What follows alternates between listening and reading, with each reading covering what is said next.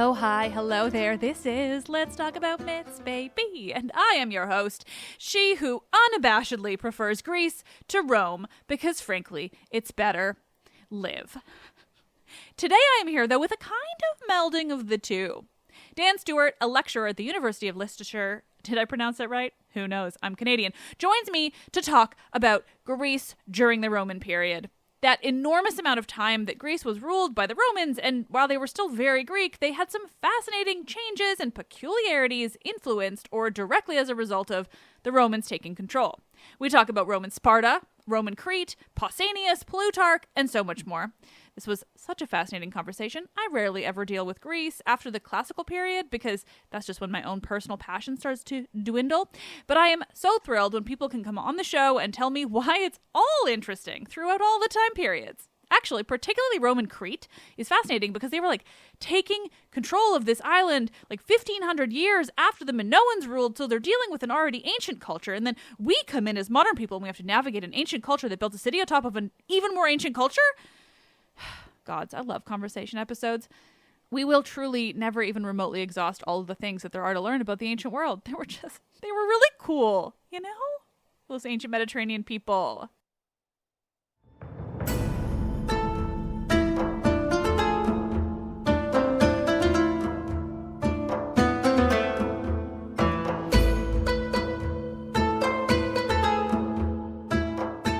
Conversations. When the emperors ruled Greece, the Roman period with Dan Stewart.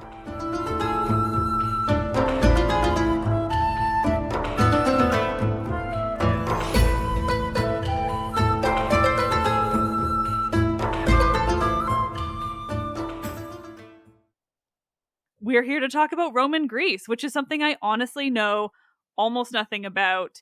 I'm really obsessed with the archaic and classical periods.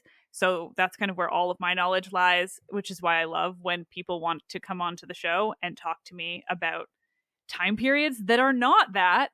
And especially because I just recently did my series on Sparta, where I talked about kind of what Sparta becomes under Rome, which seems to be sort of like a world in itself.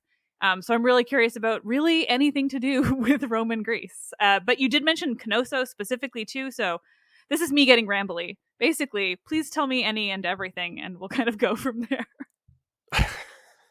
Sure, yeah. I mean, Roman Greece is a topic that's kind of very close to my heart, and I've been working in Greece since 2000, basically, when I did my master's. And one of the things that really fascinates me about Roman Greece is how so much of what we think about the classical period and the archaic period actually have a lot of their roots in the Roman period.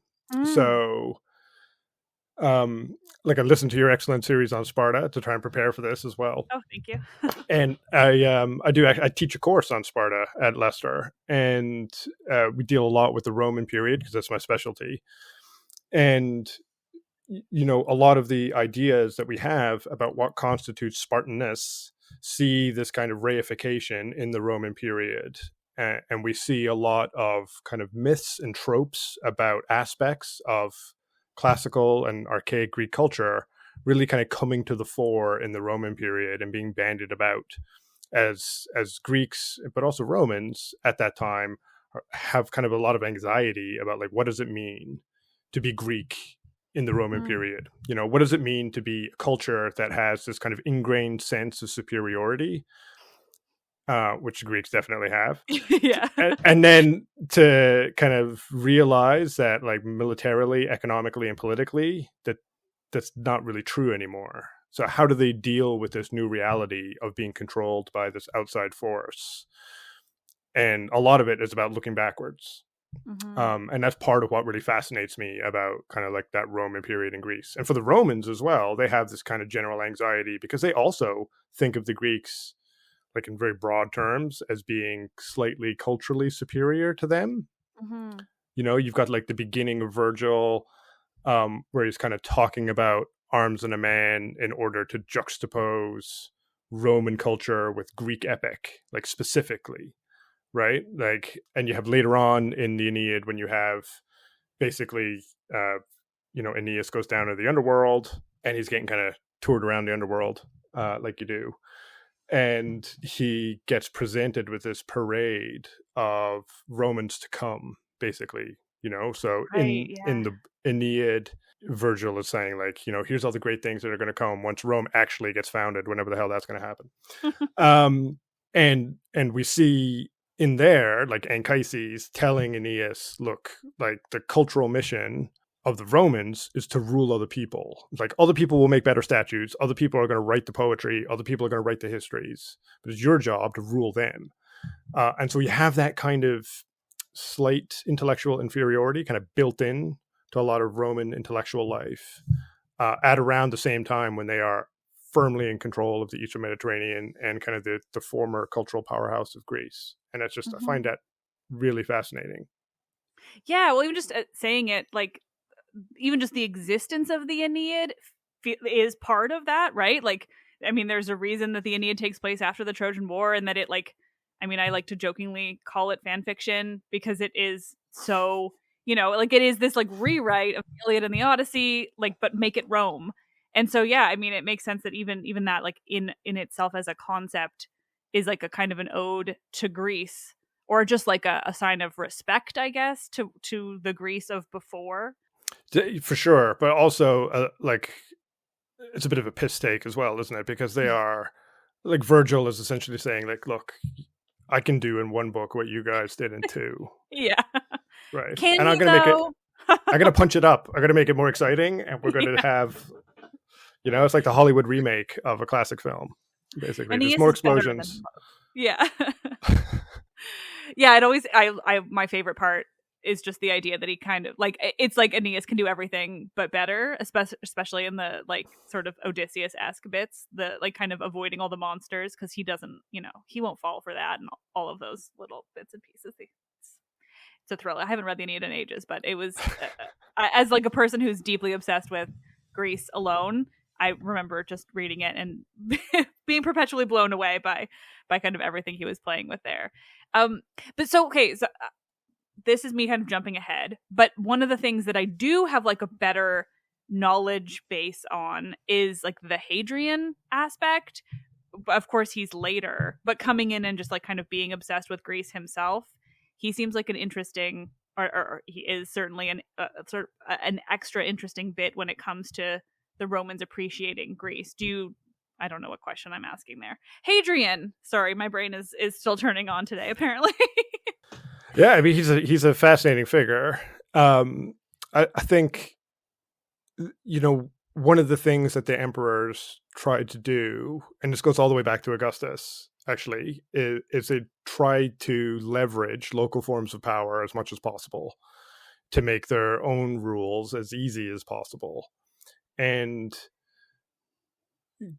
Greece and Greek culture feature quite heavily in that, in the sense that, if we go back in time to the Hellenistic period, we can see that Hellenistic monarchs, your Ptolemies and your Seleucids and your Antigonids, the successors of Alexander the Great, they are competing with each other for power in the Eastern Mediterranean. One of the ways that they do that is by trying to buy off the old centers of power, right? So they invest lots of money in Corinth and in Athens, and to a lesser extent into Sparta, and to lots of other cities in the Eastern Mediterranean, to basically be in this form of, like, competitive benefaction, in the same way that you might have, sports stadiums being named after different companies because of sponsorship deals and stuff like that. In the contemporary world, you got the same thing happening in antiquity. And the Romans kind of inherit big aspects of that in the Eastern Mediterranean, and they take on the mantle of these kind of Hellenistic monarchies to some extent when it comes to this kind of form of benefaction. And Augustus is kind of interested in doing it because he's just crushed Antony and Cleopatra, and they were big into doing the Hellenistic dynast thing and spending lots of money. And so Augustus is also spending lots of money, and he's kind of quelling rebellion while he's doing that. And then he writes about it in his Res Gestae, because of course you do. Mm-hmm. So Hadrian is kind of following in kind of well-established footsteps at that point. He's like 120 years essentially after, maybe 100 years after Augustus, from Augustus's death. And by that point, the Eastern Mediterranean has kind of recovered economically from the shock of the Roman civil wars and kind of the period of turbulence in this late 2nd and 1st centuries BC. And you have, some really big, the two other biggest cities in the Mediterranean, apart from Rome, are Alexandria and Antioch, both in the east. And so they can't be ignored, right? So if you want to succeed as an emperor, you have to make sure that those places are happy. And so Hadrian is kind of following in those footsteps, but he definitely has quite an affinity for certain aspects of Greek culture. And he's called the Philhellene in terms of his kind of epithet as an emperor. And of course, he pals around with lots of different Greek architects who are responsible for like big building projects in Rome and across the Mediterranean. He's a big patron of the arts as well. So, his villa at Tivoli in Italy has lots and lots of copies of Greek statues and presumably bronze originals as well that don't survive. And he's getting Greek artists and artisans in there to build that stuff as well. And he's always going off on Greek vacations as well, touring around the Eastern Med and engaging in benefaction as he goes. So he builds a lot of like really big kind of infrastructure projects in Greece. There's a big aqueduct that he builds in the Peloponnese that takes water from Stymphalus in Arcadia down to Corinth. He builds lots of other kind of big infrastructure things within Athens as well. So there's a library, and he refurbs some buildings and temples and stuff, kind of spreads the money around as well. And of course, famously, he takes up with Antinous, who is a complicated figure in his own right. But I think it's probably safest to explain him as like a victim of sexual violence, probably in contemporary terms, rather than a great gay love story, which is how he used to be presented. But he was a slave, he was bought, he was used. Hadrian was sad when he died. That's the wildest bit, is navigating that now, especially like the leftover kind of ways that Antinous is often referred to. But as somebody who's spent so much time in Athens, that's what always stands out to me so much, is like what an imprint Hadrian had and still has on Athens in this really interesting way, like between, like you're saying, the library and then the arch that he built, which I always find interesting, that it's like, the one side says something like the city of Theseus versus the city of Hadrian on the other side, which is just sort of a beautiful and interesting way of looking at how he handled that city. But I think a lot about the Temple of Zeus Olympion there too, where he finished this epic temple that was sort of started and stopped so many times. But yeah, I mean, I guess that's sort of the reason I even just bring it up, is because that's sort of my entire knowledge point on Roman Greece, is that like Hadrian just really put his mark in Athens, but it's hard to kind of remember that they did so much there for so long. It often gets lost in my brain in favor of the classical and archaic. Yeah, no, like for sure. Like there's a lot of Roman investment in Athens from the get-go.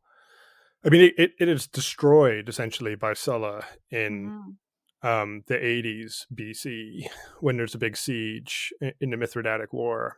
And again, Athens, like famously, always picks the losing side in every conflict from the late Hellenistic period onwards. So we have like Julius Caesar pitching up during his own civil war and basically saying to the Athenians, like, how often will the glory of your ancestors save you from destruction? And that is very much kind of the elite Roman attitude when it comes to the Greek East, that they are a shadow of what they once were. Right. And it is only the past that makes them relevant in the Roman contemporary present. Hmm. And we see that kind of reiterated time and again in different types of literature. But at the same time, we also have the Romans, part of a standard Roman elite education is to send your kid off to the East to get like a philosophical education. So like that's what Cicero does. Like Cicero just like goes off on a tour of the East and studies philosophy in Athens and at Rhodes, and then comes back and kind of spreads notions of Greek philosophy and rhetoric within Italy. And we also know that he spent some time at Sparta as well. So he's the one that kind of tells us about the evolution of the whipping contest that you talked about in relation to Artemis or Thea. Yeah. So, there's always this kind of tension built into the relationship between the Romans and the Greeks, where the Romans want some of that cultural cachet that the Greeks have to offer. But at the same time, they kind of look down their noses at what they see as the state of contemporary Greece. And a lot of that kind of rubs off, I think, on Greek elite populations as well. So, like, unlike other areas of the Roman Empire, Greek elites don't really engage that much in the Roman imperial project. So we do not have a large number of Greeks taking up Roman citizenship before everybody has citizenship in 212. So there's some notable exceptions, but for the most part, it looks like there's a smaller proportion of Greek elites are voluntarily taking up Greek citizenship, unlike places like Gaul or Spain or bits of North Africa, where they seem much more inclined to do that. And we have many fewer Greeks kind of becoming senators and working with the imperial administration directly as Roman citizens as well, in comparison to other areas of the empire. So there is this kind of like reluctance to engage with the situation as it stands, I think, in the Greek East, especially in mainland Greece, as compared to like Turkey or the Levant or Egypt. And I think that it's like that's really interesting to kind of think through kind of the implications of that. And I think it's reflective in the way in which Greek authors write about their own past. So, like Plutarch, I know is somebody that you've talked about a lot on the podcast. Yeah. But it's interesting to kind of think about the way that Plutarch framed his project. That, when you pick up a Penguin or an Oxford World Classics version of Plutarch, they're frequently packaged in a completely different way than they would have been in antiquity, because you pick up the lives of Spartans or the lives of Athenians or whatever kind of excerpted version it is that you've got of Plutarch, but he's always written pairs of Greek and Roman lives. So he's always got a Greek paired with a Roman. And he makes the claim like several times in the parallel lives that he's not a historian. He's not interested in writing history. He's writing character studies, basically. And I think it's really interesting to kind of think about, like, why is he doing it? Like, what is the point of this thing? Why is he writing like in Greek, but pairing Greek and Roman lives? Like, to whose benefit? For what purpose? And I think a big part of it is about trying to explain to both a Greek and a Roman audience why being Greek still matters in the Roman Empire, right? So he can say, look, for every like great Roman, there's an equally great Greek. And if we look at their characters, they can teach us lessons about leadership and how to be a good man, because almost all of the examples that he uses are people who have flaws of some sort. And that's part of what makes him like a problematic source for history, is because he's not interested in accuracy. He's interested in character studies and biography, which is like a different thing. Yeah. But like that kind of anxiety is like permeates the literature of the time. Yeah, that's really interesting. I had a listener point out to like actually contact me, I forget how, but basically when I talked about Plutarch and explained that he was interested in biography, and in the way that I was talking about how he is both an interesting source and a source we have to like question at all times, somebody I had to reach out to thank me for pointing that out, because I think it is something that when you're just coming to these sources trying to learn on your own, you really don't know. It's the same issue of like, using Plutarch as a source when who he's talking about, if they existed 700 years before he's writing or so, and it's like if you're not steeped in the context, often that does not come across. And then in addition, like you're saying, the way they're packaged, where they're not packaged parallel now, they're typically packaged as like, you just want to know about this one person. That also, yeah, like without knowing the context, I think it really takes away a lot of what he's trying to do and like how much we actually can learn from him as a source. Yeah, absolutely. And for each of the paired lives, he also wrote a comparison essay at the end of the second life that was like, now what can we learn from these two lives? And most of those don't survive. So we've only got a couple of those kind of comparative essays that survive. And usually they don't make it into the Penguin or whatever, right? Like, because they're honestly a little bit boring. So fair. They're not what people are interested in. So I think it is interesting to kind of think about those anxieties and those tensions and the length of time that those anxieties last in the East in the Roman period.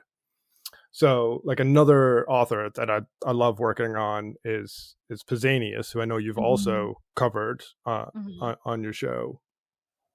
And Maria was on talking about him at one point. And she definitely knows way more than I do about Pausanias.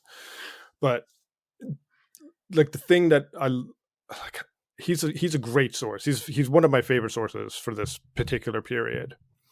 And he's not easy to read because he's not a great writer. So, and for a long time he was called the dependable dullard because antiquarians, when they visited Greece, they always took a copy of Pausanias with them, but because he didn't seem to be particularly literary as an author. Yeah. That his Greek was like kind of like hokey and complicated and grammatically kind of not that great. Somehow made him more reliable as a reporter of what it was that he was seeing. Interesting. Right. And so he's like, Pausanias lies at the heart of classical archaeology in Greece. And one of the other hats that I wear is as an archaeologist. So I'm active in archaeology in Greece, as well as being an ancient historian.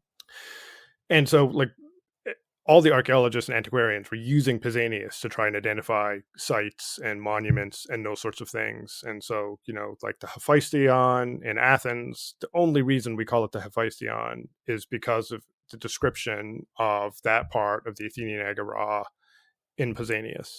Really? And yeah, and up until really immediately before the Second World War, everybody called the Hephaestion the Theseon. Huh. Because of it's got kind of the labors of Theseus on the frieze on the temple. So they were like, well, it's obviously something to do with Theseus, so it's the Theseon. But also Pausanias describes the Theseon in somewhere around that part of Athens as well. So a different reading of Pausanias supported this identification of it as being the Theseon. The Americans started working in the Agora in the 30s. And they were like, this doesn't really make sense anymore, and suggested that it was the Hephaestion. That has become kind of the dominant interpretation, but it's not the only one. There's other people that think it's a temple of Artemis. Really? Like even now, yeah. Oh, I can't believe I didn't know any of this. I'm so excited.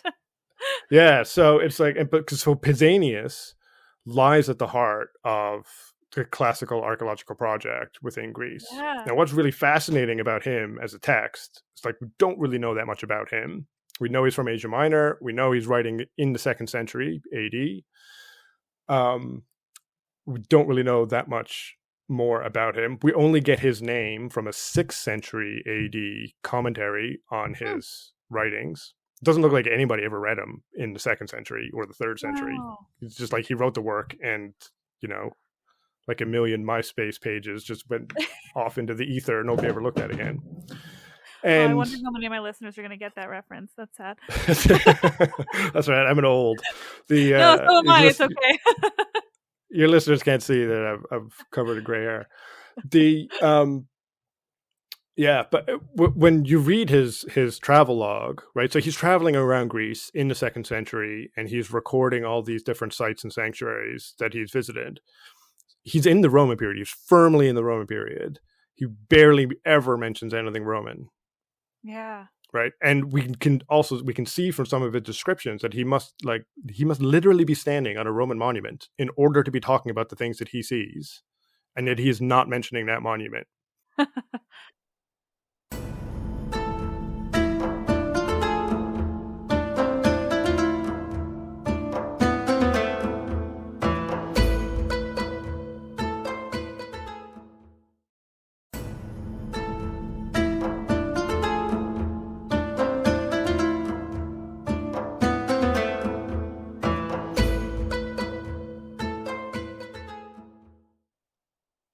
So he's not really an accurate reporter of what it is that he's seeing. He's not the equivalent of like a Lonely Planet or a Rough Guide to Greece.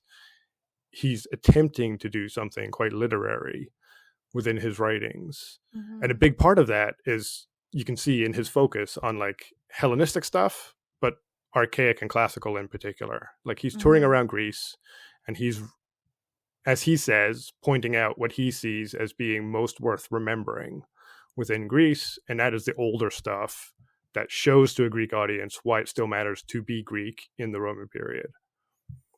And it's just like, when you think of it that way, it's really kind of fascinating text, right? It would be like describing a landscape like I live in London in the UK, and it would be like picking up a travel guide to the UK that stopped describing anything after the 1700s. Yeah. Right? So if you want to come to the UK in 2023, if you've only got descriptions of things in the 1700s, it's like you can still see some of those things, but it's going to be very difficult to navigate the city. Yeah. That's really interesting. I've been really enjoying Pausanias. Like, I mean, broadly, I think I've read some of his stuff before, but after I spoke with Maria, I sort of really was taking in how fascinating he is and starting to find more things. But this like additional context is so interesting, and just the idea that like that probably nobody read him, that we didn't even have his name from that time period. That's absolutely fascinating. Yeah, there's a 6th century AD guy called Stephanus of Byzantium, who's our first kind of mention of Pausanias. And then, I mean, the history of Pausanias, we could do a whole separate podcast on him. He's so fascinating, just because he's been essentially ignored until the fall of Constantinople in the 15th century, when obviously there's like massive libraries of ancient sources that were in Constantinople, and you have all of these Italian elites essentially trying to buy up these libraries around the time of the fall of Constantinople so that those sources aren't lost, presumably also because they thought it would be cheaper to do it then than previously. So we have like the Medicis buying essentially big chunks of this library from Constantinople, which included copies of Pausanias, and they're making then copies of Pausanias that get disseminated around kind of the non-Ottoman parts of the Mediterranean. And at that point, Pausanias becomes really important for Greek diaspora communities. So once there is no longer kind of a Byzantine Empire, which is essentially Greek, all of those Greek communities now start to engage with Pausanias as a way to visit the homeland that they can no longer get to. And that's what makes Pausanias kind of the important source for then Western Europeans when Greece starts to open up again in this 18th century, and they can get over there as part of the Grand Tour. So he's just like he is like completely fascinating that this kind of neglected author in antiquity becomes so important for our understanding of the archaeology of Greece and our understanding of religion and a lot of myth as well, which just comes from this kind of this really weird path of this guy in the 2nd century. Maria's stuff, it's the stuff to read about him. I want to read her book on him. Like, because he's already fascinated me by just being the source where, like you're saying, we can learn so much about religion and myth, because you know he went around and talked to people and asked them questions and described, like, he's the one who describes that like death oracle in the southern Peloponnese, right? I think it was Maria who talked about that, or no, it was Dr. Ellie Mackin Roberts, who came on my show to talk about that because of underworld deities. But like, yeah, so many things like that where we wouldn't know the more practical aspects because nobody wrote them down otherwise. Like, I mean, I talk about this all the time of just like, we just don't know things because people didn't write them down. So then you have somebody like Pausanias who made an effort to try at least writing as much down as he was, intending with his goals, but it adds so much to our knowledge. Like without him, we would really be lacking on so much when it comes to like the practical aspects of Greek history, it seems, or that from that time period.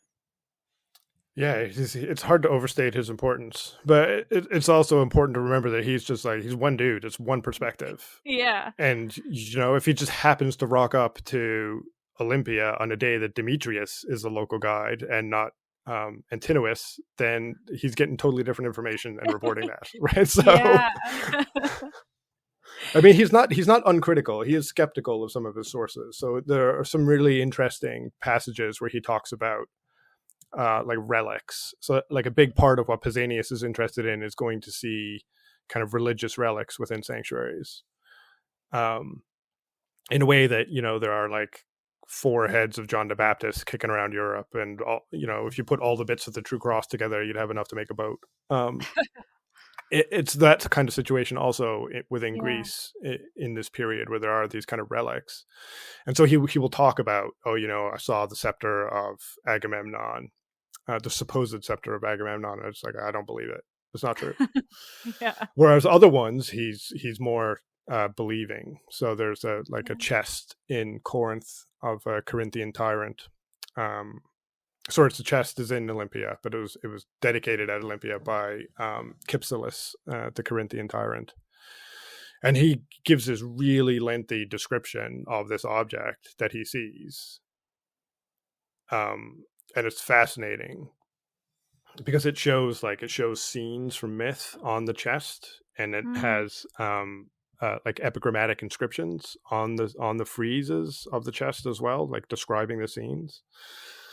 That's just a real shame that we don't have it, because it would be awesome to have it. But he basically says, like, I saw this thing. They say it's archaic.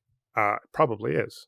And from his description, it certainly sounds like he is seeing something that is that old and is accurately describing it, as far as we can tell. Yeah. That's the sad thing, too, is the number of things he'll describe. And then you're like, but why don't we have it now? Like, just want to see so many of those things, especially to have something that depicts myth and also explains it. Like, I feel like that, at least, I mean, from what I've seen, which is not everything, but that seems like a rare thing to have it actually describe it versus having to try to interpret it ourselves. Yeah, I mean, yes and no. I think that there's quite a few vases that are kind of labeled with stuff. Right, they'll put names on, yeah. Yeah, they'll put names on, or they'll put scenes on, or they'll put kind of quotes from plays on sometimes, like short kind of line readings on vases. But I think it's kind of like literacy in writing is used as another way to show your elite status. And so those things become more precious if they have writing on them rather than less precious. And that makes them kind of more valuable and more subject to, if they're made of metal, being melted down and reused and kind of lost in that sense. Right.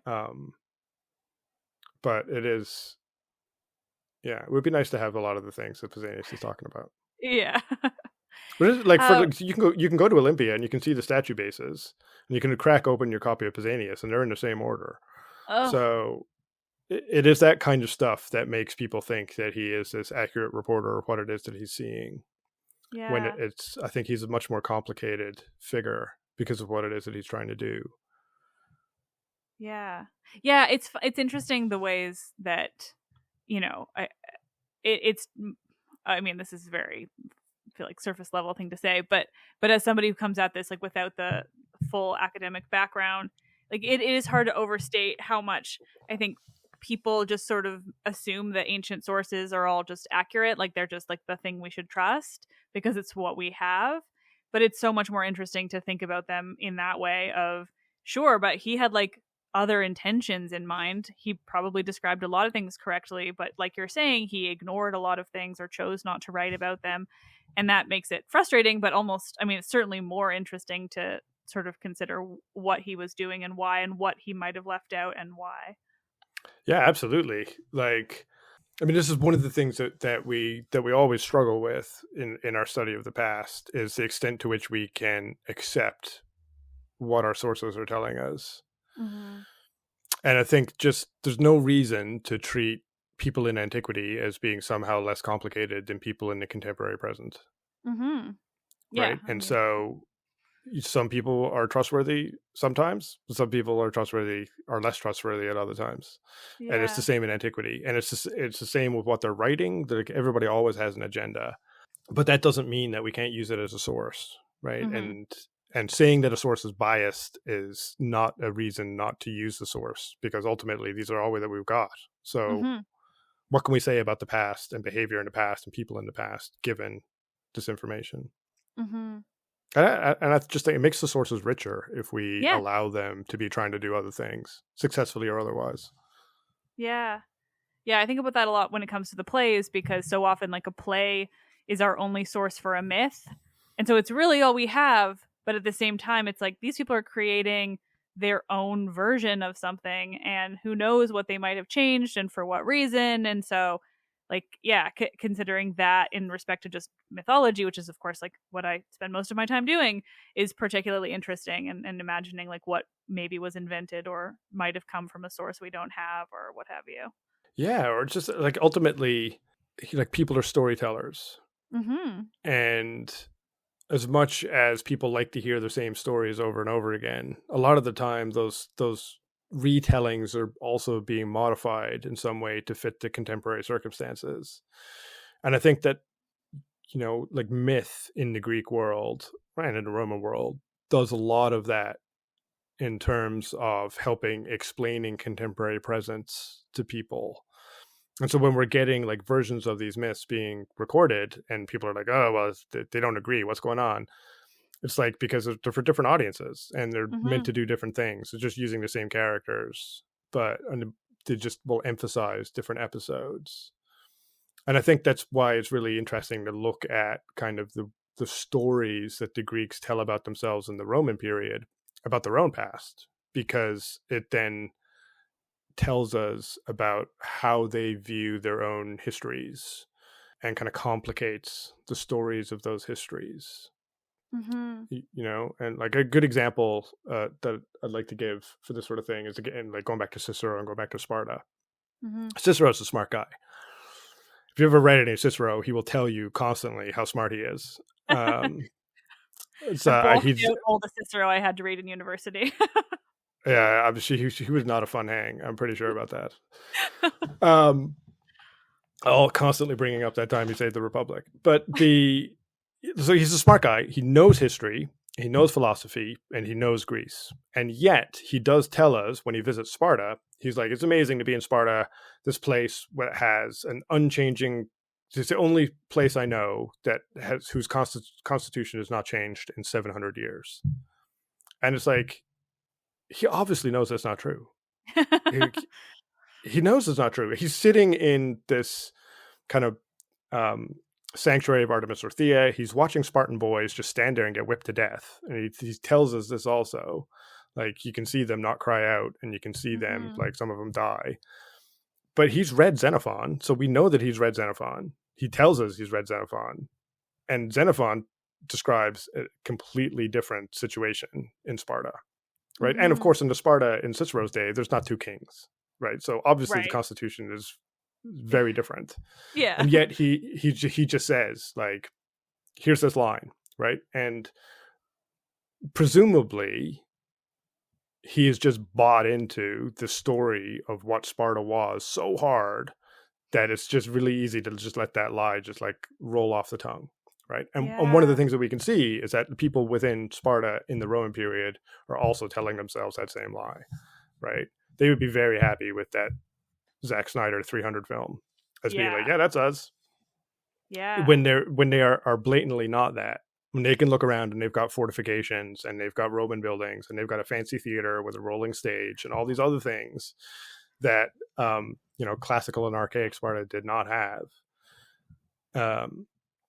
and yet also maintain the fiction that they are the same people in this unbroken line with an unbroken constitution. Yeah.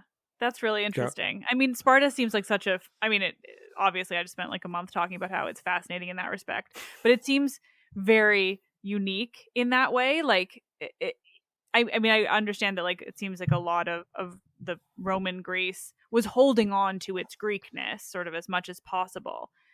But would you say that Sparta is like a little bit more of that like unchanging nature, that idea of like they are the same as they were back then, or was that kind of like a broader idea?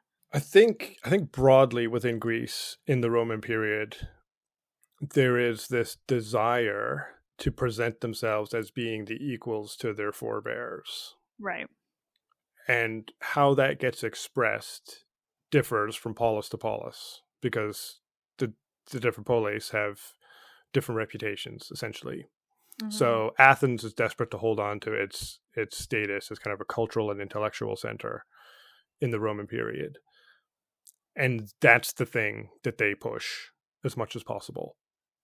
And the Spartans are desperate to hold on to their status in regards to like two things, really, which is supposed to be the notion of their militarism and their piety as well. Right. So the Spartans were held up as being kind of amongst the most pious of the Greeks, and that's the thing that they kind of promote to outsiders, which is why this whipping contest takes place in the context of a religious festival and a ritual, which is related to the Spartan education system, which is related to these kind of myths of militarism, that were promoted around the time. And it is interesting that, well into the Roman period, Sparta is providing auxiliary troops to the Roman military when no other Greek polis on mainland Greece is, really.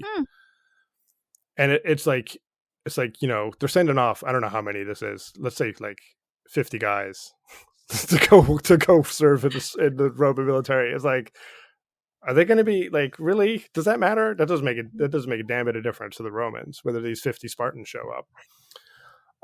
But it's, I think the Romans would have liked it because then they can view themselves as being the inheritors of Spartan military prowess. And the Spartans in the Roman period obviously liked it because it played up to their notions of who they had been in the past, in relation to the kind of the myth of Spartan militarism. And I think it is really in the Roman period that we begin to see the reification of so many of those kind of tropes around the Spartan mirage, that you talked about in that excellent series. Well, thank you. Yeah. It was fascinating to try to learn all of that and distill it. Sparta just is so unique and weird. Which I said a lot in that series. But one of the things that you mentioned when we were first talking about doing this is Roman Crete. And so I'm fascinated by that because I know absolutely nothing about what was going on in Crete in that time period. I feel like I don't know much about Crete beyond the Bronze Age. Like, I don't know if it's just like my knowledge base or just that like there's not a lot talked about what was going on in Crete after the Bronze Age, but I would love to know everything. Yeah, there's not, you're not alone. There's really not a lot on Crete in the Roman period or the Hellenistic period or the classical period, to be fair. Yeah. The focus of most scholarship on Crete is on the Minoans. Yeah. And obviously they're fascinating and stuff, but one of my recent projects has been studying the site of Roman Knossos. And if anybody ever goes to Crete, I'm sure they will visit the Palace of Knossos. It's the second most visited tourist site in Greece after the Acropolis. And people, they kind of get bussed from Heraklion and into this giant car park. And then they get led into the Minoan remains and they tour around those remains and they get back on the bus and then they leave. But that whole palace complex sits within the remains of a 70-hectare Roman city. Wow. So there's a Roman city around and at one point on top of all of that Minoan stuff. And when Arthur Evans came in the 1900s, he basically like blasted the Roman stuff away in order to get down to the Minoan stuff. Fun guy. Yeah, that's what he did. And so there's like tons of Roman stuff on the island. Crete is like fascinating because it was seen even within our classical sources as being slightly backward and a problematic place.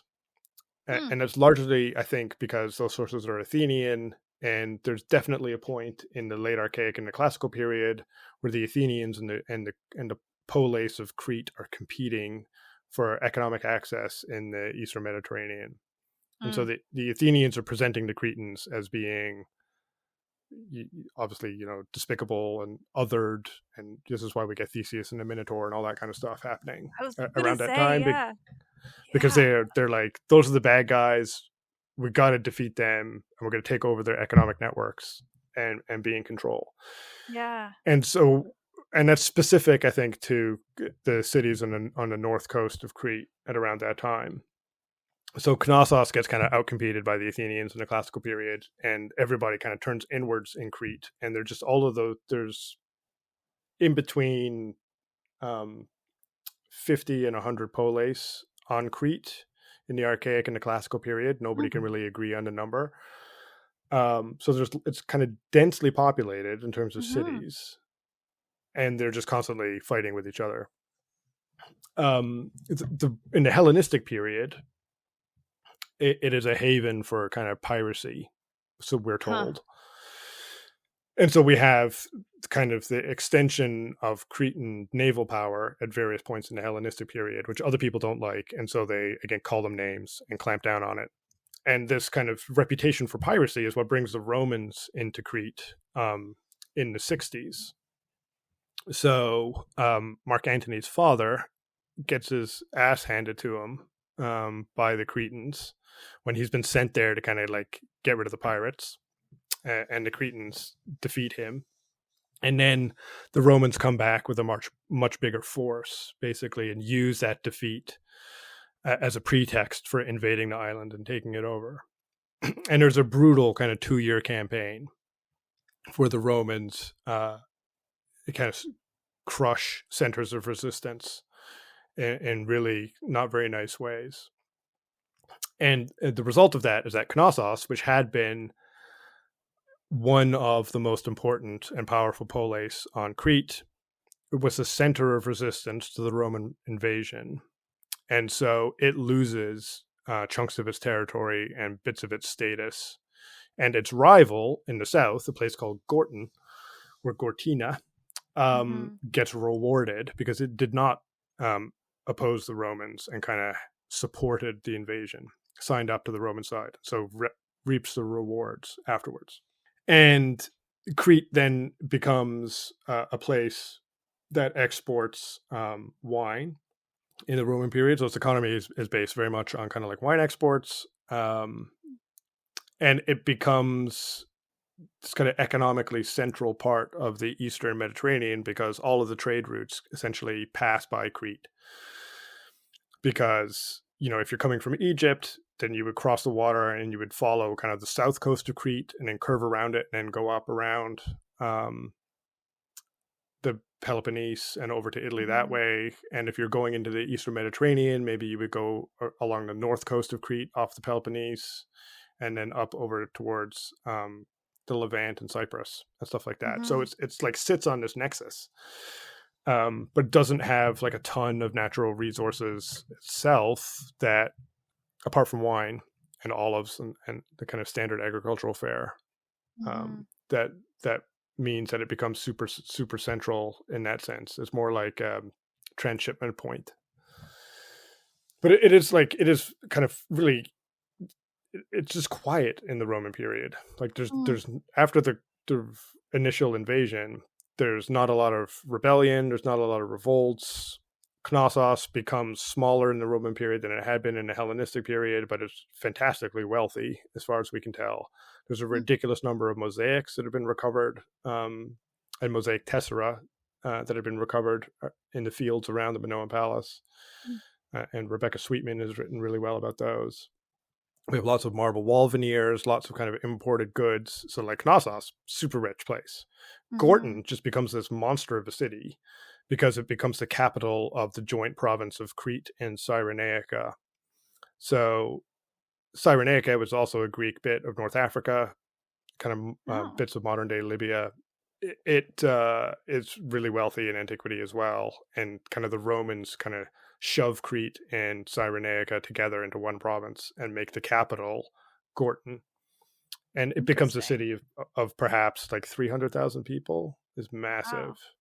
It has an amphitheater. It has like a couple of theaters. It's like gigantic. It's huge, and becomes like pretty wealthy itself, obviously, as a result of its size, and becomes kind of a standard kind of protocol of Roman senators as they're moving up kind of the imperial cursus, that you'll do a stint in Crete and you'll serve some time there, and then you'll move on to like a nicer position somewhere else.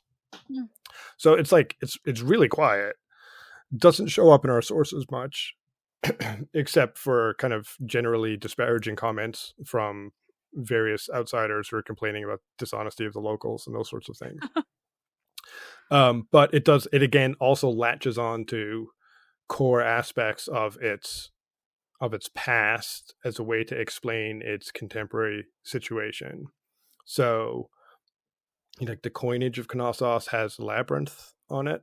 They're identifying with that myth of Theseus and the Minotaur. We're told in various Roman sources that, as a tourist, you can pitch up on Crete, and there's at least 3 different places that are claiming to be the site of the original labyrinth. And you can go and see them. One of those is Knossos, but there's like 2 other ones, which are not Knossos, which also claim to be the home of the labyrinth. Yeah. And so it's really kind of a fascinating place to kind of to think of the impact of Roman power on this island that doesn't feature much in our wider stories after the Bronze Age. Yeah, that's so interesting. So did they? I mean, it's sort of, I suppose, it's like chicken or the egg, but like, it's interesting that they would latch on to the labyrinth and not like I guess the labyrinth and the Minoan culture are like tied enough, but it just feels to me like the labyrinth is like the bad part, kind of, or like the Minotaur is sort of the part that makes you look bad, whereas the sort of like wealth of the Minoans looks good. But again, like I'm just talking out loud because I do think I guess those 2 things are too closely tied in the mythic historical kind of context to really be separated. But no, I mean, it's interesting, like in a literary sense, like where we do see Crete in like the Hellenistic and in the Roman period is in mythic retellings. And so it is in those periods that obviously we get like loads of different versions of Ariadne. And she becomes quite a popular figure in the Roman period. So we have Ovid writing poems about Ariadne and talking about her in various kind of in a Metamorphosis and Heroides and stuff like that. But we also have like King Minos and his brother Rhadamanthus, who become kind of representatives of law and law giving in the mythic tradition in the Hellenistic and the Roman period. So in like the standard mythic tradition, Minos and Rhadamanthus end up as being judges in the underworld. And so there's this whole strand of myth that is essentially setting the Cretans up as being the people who invented law and gave law to people. And that's represented within Minos and Rhadamanthus. But of course, the Athenian propaganda has Minos as being this bad guy who, defeats the Athenians and extracts like human sacrifice as tribute. And gives us Katniss Everdeen as a result. And so it is kind of fascinating to see how you get these kind of competing visions occurring at the same time, that in the Roman period, we can have them playing up the mythic tradition of the labyrinth and the Minotaur, and obviously the kind of connotations in relation to that, while also embracing kind of the law-giving aspects and the kind of civilizing components of the mythic tradition in relation to Crete as well. Mm-hmm. That they see themselves as having the oldest cities, Mm-hmm. and those sorts of things. And that is reflected then in the way in which Roman authors write about those mythic figures as well, as being like central to the notion of law and order, which is really interesting. And you see it all over the place on the island. You see it in kind of local pottery traditions. You see it in coinage. You see it in like wall decorations and those sorts of things as well.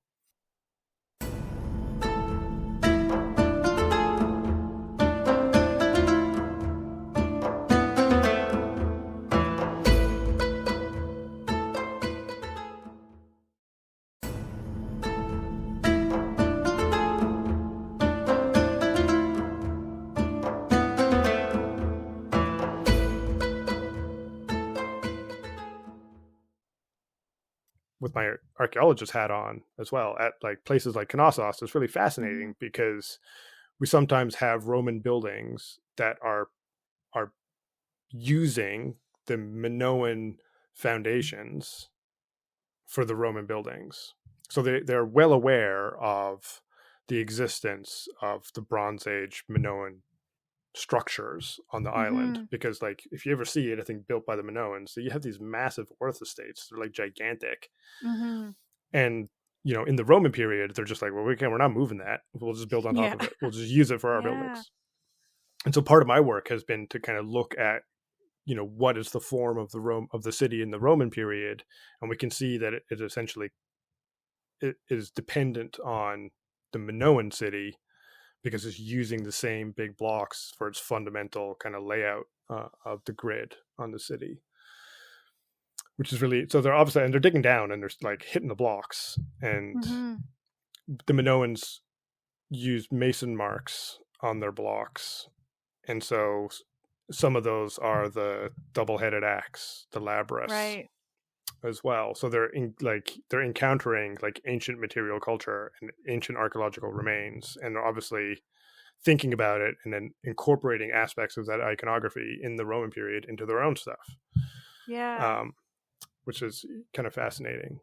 Yeah. And I'm just going to say to like the casual listener of my show, in case I haven't, I probably drilled it into them enough because I'm obsessed, but like the difference in time period between the Bronze Age Minoans and the Romans is like 1700 years, probably, right? Like that, is that like a pretty decent Yeah, guess? Yeah. yeah, it's a big gap for sure. Yeah. Like So that's really ancient for them, even. yeah, and I think like just in the same way that we have an interest and fascination with the past, so too did people in antiquity. And so, Mm-hmm. those people are also looking for ways to understand themselves in relation to what came before, Mm-hmm. and are fascinated by the stories and by the histories, but also by the stuff as well. And they are encountering the physical remains of the past themselves in their daily lives, and are finding ways to make sense of it or incorporate it or destroy it or to profit from it, or all the things that we do as well, they're also Mm-hmm. doing, which is part of why, when we think about Roman art and Roman statues, we casually say, oh, this is a Roman copy of a Greek original. But it's like, why? Why are the Mm-hmm. Romans copying Greek statues? Right? Why is it Mm-hmm. that the Romans are like shipping hundreds of statues, which are original from Greece, back to Italy? Taking it as booty, as conquest. Why are they doing that? Mm-hmm. And part of it is the same way that people are buying antiquities now. Like, why Mm-hmm. why do people purchase antiquities? Why do you go to Greece and try to buy a coin? It's like it's the Mm-hmm. same reason. They're fascinated by aspects of that past and that culture and those stories that are Mm-hmm. associated with those things, and they want those things also, um, in their fancy houses. Yeah. Okay, so one of the things that's always been one of my sort of obsessions to talk about, but I've never really known how to go about learning more, is what you mentioned of like the kind of Athenian propaganda that's so inherent in the story of Theseus. Because I think I mean, I've always just sort of found it to be obvious because Theseus, I mean, I could talk about him forever. Like, he's just a fascinatingly bizarre and, like, objectively bad hero who's a hero. And, like, there's just so much. But it has always interested me, like, his connection to Knossos and the labyrinth and Ariadne and everything, because, like, you can tell it's the Athenians trying to make him look good. He still manages to not look totally great, but, like, it's one of his most redeeming stories, I would say, if you ignore the versions where he leaves her on an island. Sure. You know, What which his I dad don't, does in but every one, though, right? I mean, he still yeah, fucks it that's up. true. So Yeah, it's he's like, just the fucking worst.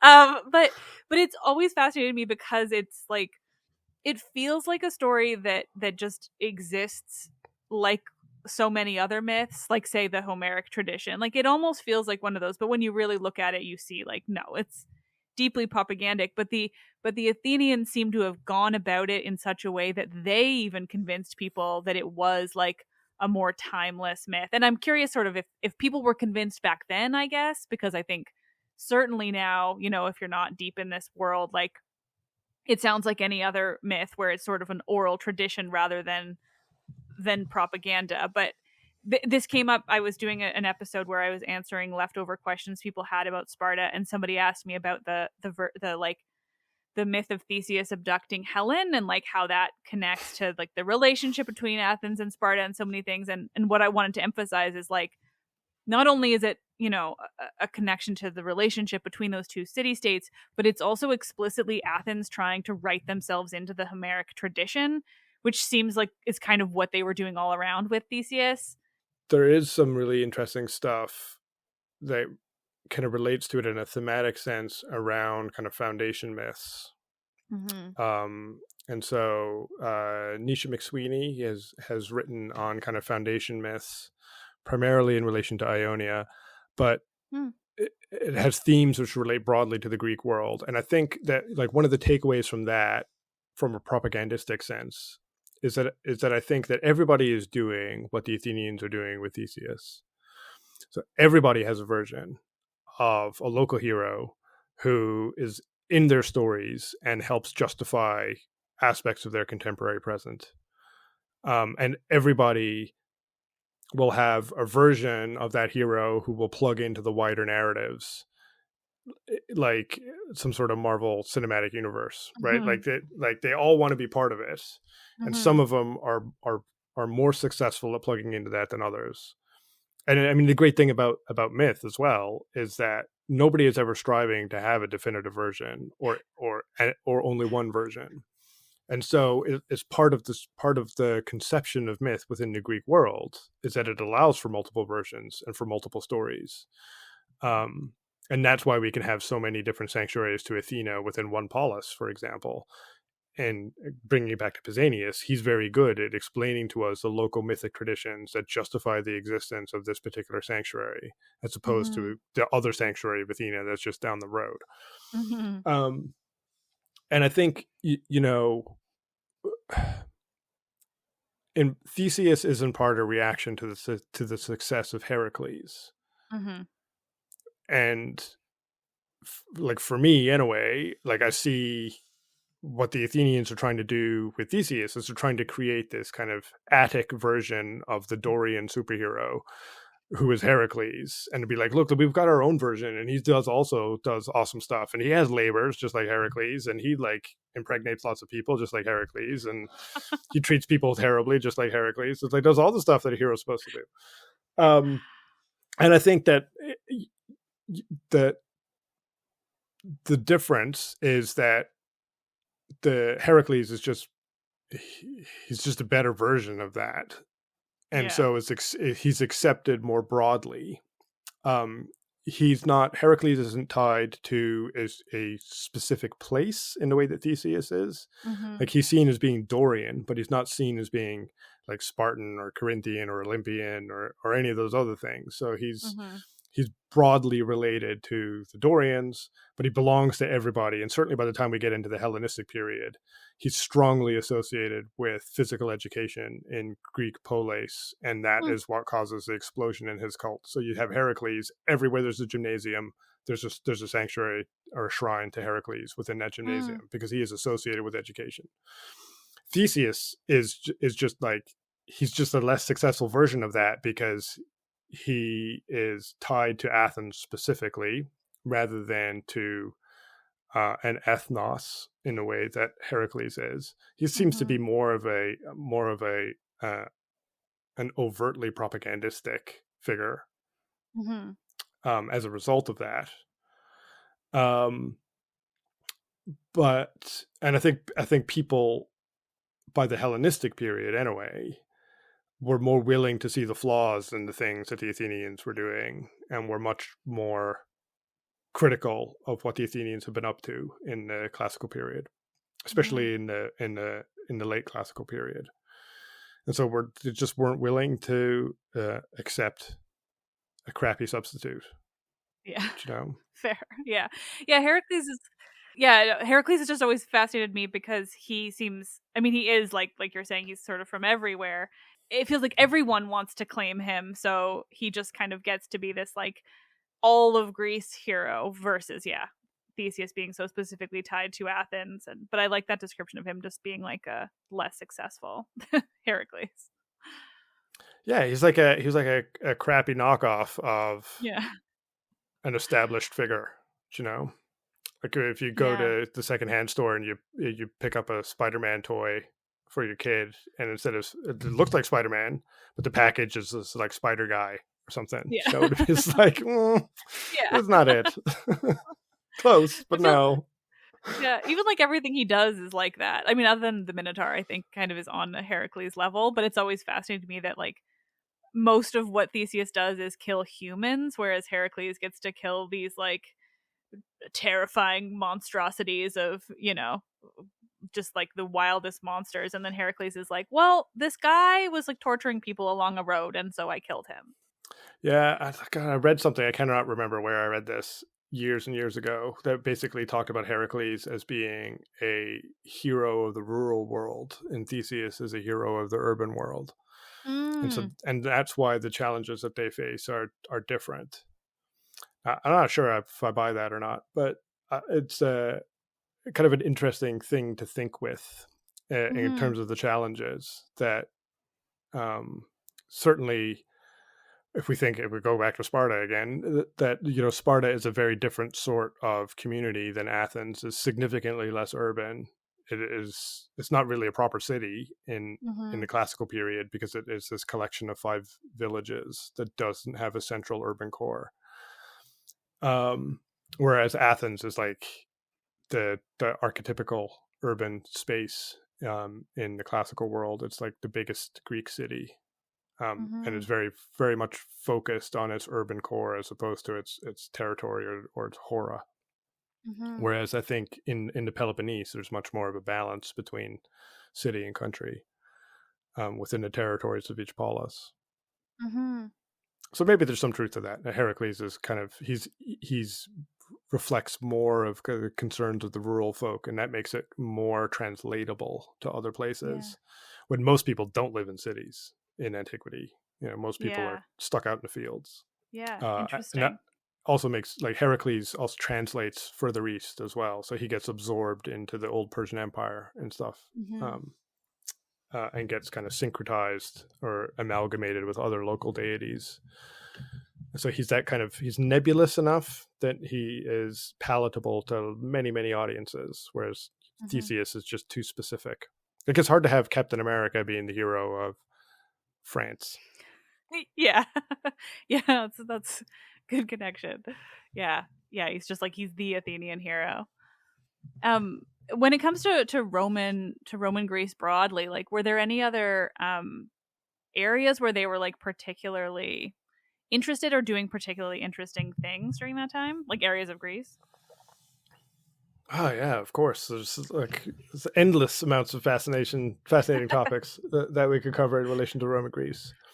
I mean, one of the other things is really interesting is the Greek relationship with spectacle and like gladiatorial combats. Mm. So one of the things that we think of when we think of the Romans is like the big things we think of Pompeii, we think of weird sex, and we think of gladiators. Yep. And it's like, Greeks were already doing weird sex. So they, when it comes to gladiators and spectacle entertainment, the Greeks have a very kind of have specific response to it.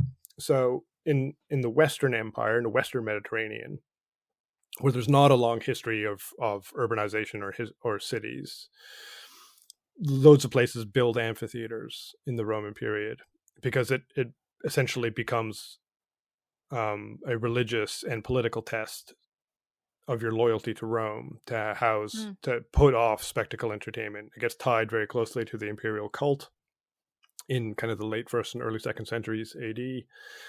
And so it's kind of like you have to do it. Otherwise, Big Brother will come and ask awkward questions. And so the Greek East, they have to do it as well. But they don't build amphitheaters typically. They're not interested in importing this kind of new form of architecture in order to house spectacle. And for a long time, this was interpreted as being like, well, the Greeks are generally impoverished in the Roman period. They don't have any money. So, of course, they're not going to build big amphitheaters, and they'll make do with temporary structures or something else. Mm-hmm. But, research since the 1980s has basically shown that that's not true, that the Eastern Mediterranean is economically perhaps the richest part of the Mediterranean, and that there's loads of resources kicking around in the Greek East for building amphitheaters if they wanted to, but they just don't want to. And instead what they do is they take existing structures, primarily theaters, and convert those for spectacle entertainment. So the Theater of Dionysus in Athens, where all those plays were put off, gets converted for spectacle in the first century AD. And so they take out the first row of seats, and they build this parapet and net system to protect the audience. And then they put off spectacle there.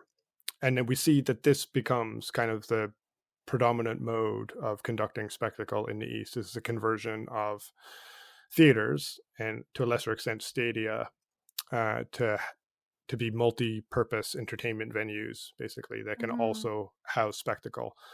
And it's really interesting because the Greek elites have a hard time with this. So we have various Greek authors who are like, what the hell's going on? How can we be desecrating these holy places with the blood of people and animals in this way? Because the theaters they're almost always in sanctuaries. They're part of sanctuaries. Yeah. But clearly the Greeks are deep into it, and they love their spectacle as much as anybody else. So there's loads of epigraphic evidence to show kind of the extent of the games that they're putting off. There's loads of evidence to show that from a relatively early stage, they're kind of firmly embracing spectacle. But the big difference is we're not importing your building. We're going to do it the way that we want to do it. And that is within the theater. And it's really interesting that Corinth, which is one of the big cities of the Greek world, economic powerhouse in the archaic and the classical world, kind of core part of the Peloponnesian League in the classical period. But it is also a seat of resistance to Rome in the 2nd century BC. And when the Romans get fed up with the Greeks, they come in and in 146 BC, they lay siege to the city of Corinth and they destroy it. And so in the same year that Carthage is destroyed, Corinth is also destroyed. And the Roman Lucius Mummius, carts off all the treasures and brings it back to Rome. And about a century later, Julius Caesar decides that he's going to refound the city of Corinth as a Roman colony.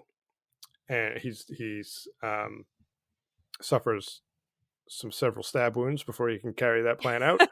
But his successor, Augustus, kind of sees it through. And so Corinth is refounded as this Roman colony. And when the Romans turn Greece into a formal administrative province of Achaia, Corinth becomes the capital and not Athens. And so what's really interesting is that because it's a Roman colony, it's the administration is Roman veterans. They use centuriation in the countryside around Corinth, so they turn it into like a Roman landscape. It's a Roman city full of Roman citizens, as well as a bunch of Greeks. And they build an amphitheater because, of course, you have to have an amphitheater if you're a Roman city. But that amphitheater goes out of use after about a century of Mm. use.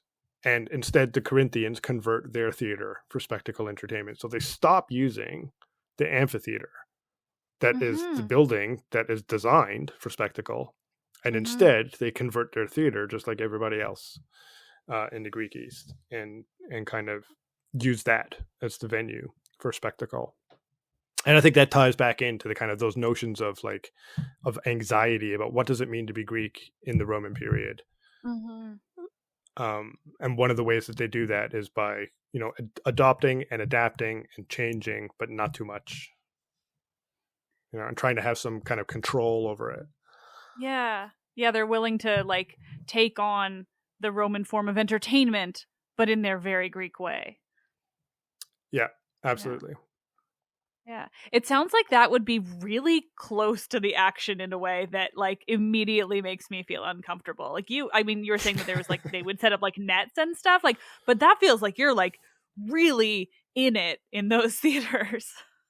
Yeah, I mean, there's a couple of different ways that they modify theater. So as we get further into the Roman period, into the second and the third centuries, we see slightly different things being done depending on the nature of the theater. So at Ephesus in Asia Minor, they they not only take out the first couple of rows of seats, but they kind of reinforce a parapet wall.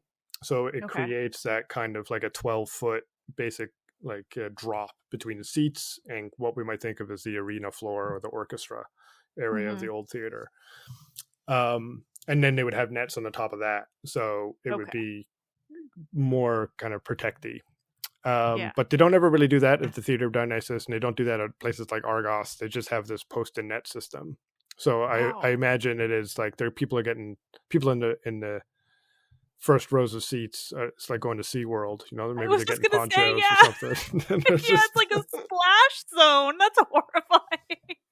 Oh my yeah, god. Yeah, yeah. Like there's a huge difference between like a 12-foot wall and a net on top and like the Theater of Dionysus in Athens, which is all I can picture.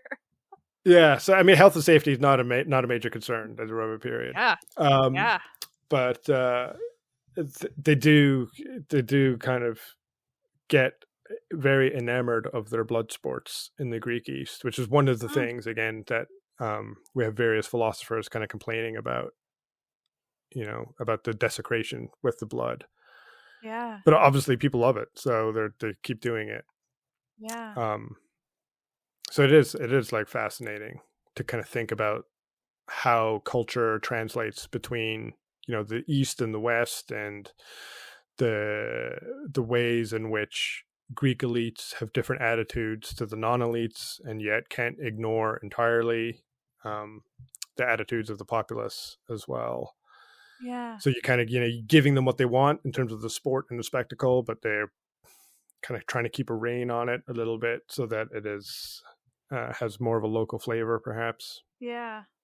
I'm picturing the difference between like a performance of Aeschylus and like a gladiator competition at like Epidavros or something. Like it just that feels absolutely wild. Yeah, like what an enormous change in culture. Yeah, but I mean, those theaters remain as theatrical spaces in the Roman period as well. So you can take down your Okay. posts and your nets, and you can have a play. Yeah. But there's obviously other they introduce the stage and the formalized scene building and stuff like that in the Hellenistic period. Mhm. So it's like a different type of theater than you would get in a classical period. But Mhm. they're keeping them as spaces that can be used for lots of different things. Yeah. And in lots of polis as well, the theater would double as a political space. Right. So they wouldn't have a separate kind of meeting point like the Pnyx that Athens has. That most of it would Mhm. happen in the theater, and Interesting. I think Yeah, that that that makes sense. stays in the Roman period as well. I Seems mean, like one a of the big practical. it is practical, yeah. But like one of the big distinctions, like one of the things I think is important to point out is that when we talk about like Roman Greece, is for the most part, this is Greeks who are doing all of these things. This is not Mhm. it's not the Romans coming in and deciding how things are going to be. For the most part, the Romans are quite hands off and laissez-faire. So long as they get their taxes and so long as nobody is revolting, then you can do whatever you want. And so when we're talking about Greece in the Roman period, we're still talking fundamentally about Greeks making decisions on behalf of other Greeks about how things are Mm-hmm. going to function and how things are going to work, and that the major kind of the major difference between kind of the lived experience of people in the Greek world would still be class and status, as opposed to kind of notions of citizenship or Greek versus Roman or any of those other things. Like the thing that would be the determinant of whether you had like an easy life or a hard life would be Mm-hmm. your family and how wealthy you were. Right. Interesting. Yeah. So like is it more so that I guess the culture is just spreading and so they're just sort of taking on some of the more like originally specific Roman things purely because of sort of an evolution and cultural, shifting and sharing of those kind of traditions or Well, I mean, it's quite a big debate within ancient history about mm, how cultural interaction and cultural change works in antiquity. And there are two broad schools of thought, I suppose. So there's really an excellent book written by Tony Spawforth called Greece and the Augustan Cultural Revolution, which came out about a decade ago, which kind of seeks to explain one of those models, which is that culture change essentially happens from the top down. And so that when we see changes in broad culture, it is because of elite emulation. So that elites are changing the way that they're doing things because the power structures are different and they want to keep mm-hmm. power. So they do the new thing. And then people lower down the social ladder are emulating those elites because everybody always wants to be like them. And that's how Mm-hmm. culture change happens. And the other school of thought would be slightly more organic and haphazard, I suppose, that said that it's not driven from the top, but rather like broad changes, largely driven from the bottom, I suppose. And essentially, there's no way to reconcile those two points of view. Mm-hmm. So, like the elite emulation point of view, we used to call it Romanization. So it was about other areas becoming more like Rome, with the implicit kind of understanding that Rome is somehow remaining unchanged in that process. Mm. So it's a cultural monolith. It moves into a place, and then that place becomes more like Rome and less like what it had been, and Rome is just a monolith, unchanged through that Mm-hmm. process. Now we have a much more kind of nuanced understanding. We don't really like to talk about Romanization anymore. If we do talk about Romanization, we put air quotes around it to show that we're being critical. And we think of cultural interaction as being a much more kind of complicated picture than that. That Mm-hmm. number one, there is no monolith that is Rome. So there is no one thing that defines Roman culture in the same way that there's no Greek culture. There's like, there's 1,200 different polis. They all have their own Mm-hmm. culture. They just share a language and kind of bits of the pantheon. Mm-hmm. And that's the same for Rome, essentially. But also, we can see lots of ways in which Rome changes through its interactions with non-Italic peoples, and kind of adopts aspects of different culture. So, like, 2nd century BC Rome, what we would call kind of like the High Republic, is the same as the Hellenistic period in the Greek East. And it's around that time when Rome is trying to emulate Hellenistic monarchies. And Greek becomes the second language of kind of elite Romans. That if you Mm. want to show that you're educated and you want to show that you got your finger on the pulse, then you also know Greek as well as Latin. And that causes problems in Rome, where we have old aristocrats being like, "Why does everything have to change?" And then the young bloods being like, "Well, this is the reality. Like Greek culture is cool, and I'm all over it." Um, 'Twas ever thus, I suppose. Yeah. Yeah. Nothing's changed. That's I know that's what I'm like when my kids are listening to crappy music. I'm like, why does this have to change? The old stuff's better. Um, so I think that's kind of when we think about cultural interaction in the Greek East. There's like just a long and sordid tale of some local Greek elites adopting aspects of Roman culture in order to get in with the new paymasters and kind of promote their own local careers, because the Romans aren't going to have anti-Roman people in charge of anything. So you have to be pro-Roman. And so they adopt aspects of that in order to show themselves as being pro-Roman. But they'll deploy that pro-Romanness for different audiences in different ways. So again, if we go back to Sparta, when we get into the early Roman period in Sparta, there's one guy in charge of Sparta, a guy called Eurycles. And he's in charge because his family supported Livia, Augustus's wife, during the Civil War, hid her basically while she fled. And then they supported Augustus at the Battle of Actium. The Euryclids did, unlike most of the rest of Greece. Right. And so they were rewarded with okay, well, now you're in charge of Sparta. And so Eurycles is one of the exceptions. He gets Roman citizenship in 10 BC. That's quite rare at that time. So it's a Greek. He gets Roman citizenship. All of the epigraphy we have related to Eurycles within Sparta never mentions his Roman citizenship. All of the epigraphy we have about Eurycles outside of Sparta mentions his Roman citizenship. Right. So he's using it for different audiences. So in Sparta, he's the local boy. He's still a Spartan. He knows where he came from. He hasn't forgotten his roots. Outside in Corinth or in Argos or in Olympia, where he's spending the money and flashing the cash because now he's got Roman money to spend. He's emphasizing his Roman connections to kind of rub it in everybody's faces. I'm Spartan and I'm Roman, and you can't mess with me now. Yeah. Oh, that's and I really think we see a lot of that in kind of pockets of cultural change within the Greek East, of those kind of tensions always being played out. Well, that's fascinating. I love those little aspects that just feel so very real and just normal, compared to our world, like that, the idea of using those things depending on where they're going to get you the most sort of benefits. Yeah, of course. And I mean, and that's the elite game, right? That's the game. Is that if you want to be financially successful, if you want to be politically successful, then you have to have connections. And that is it's true in the classical world, and it's true in the Roman world. It's your connections that secure your position, and you don't ever do anything alone. Yeah, that's wonderful. Well, honestly, this has been so fascinating. I didn't know I needed to know so much about Roman Greece, so thank you so much for doing this. I really appreciate it. It's been a pleasure. Good. I'm glad.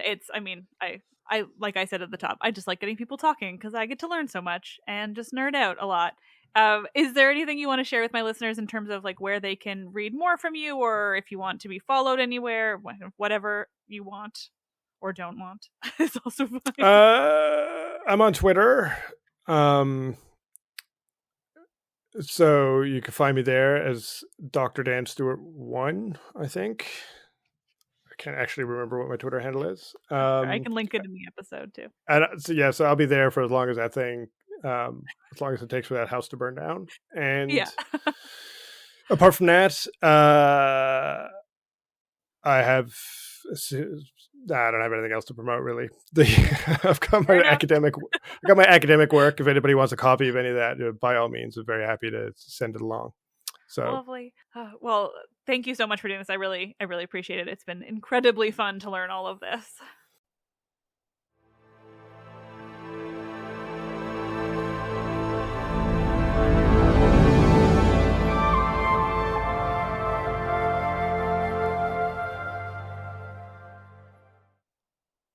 Nerds, as always, thank you so much for listening. I fucking love conversation episodes. This one was so fascinating, so great to talk to Dan about gods, all of these things. Roman Greece was just a complete mystery to me beyond generally having heard some stuff about Roman Sparta and being aware of Gortyn as a place on Crete. And that's honestly kind of the extent of my knowledge because I just really love the classical and archaic periods, but there is so much value to learning beyond that, and thankfully I have people to come and tell me all the things that matter and are so interesting, and even bigger thank you, because all of you want to hear these things, and you love it too, and God, that's so cool. Conversation episodes are the most fun. They are so rewarding.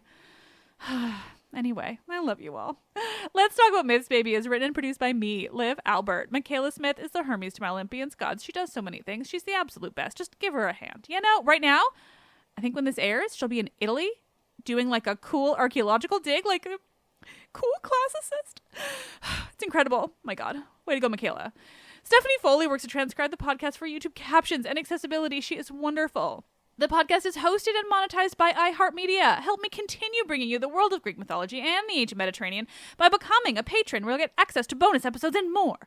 Visit patreon.com/mythsbaby or click the link in this episode's description. This job is so cool. You're all the best. Freaking fun. I am Liv and I love this shit.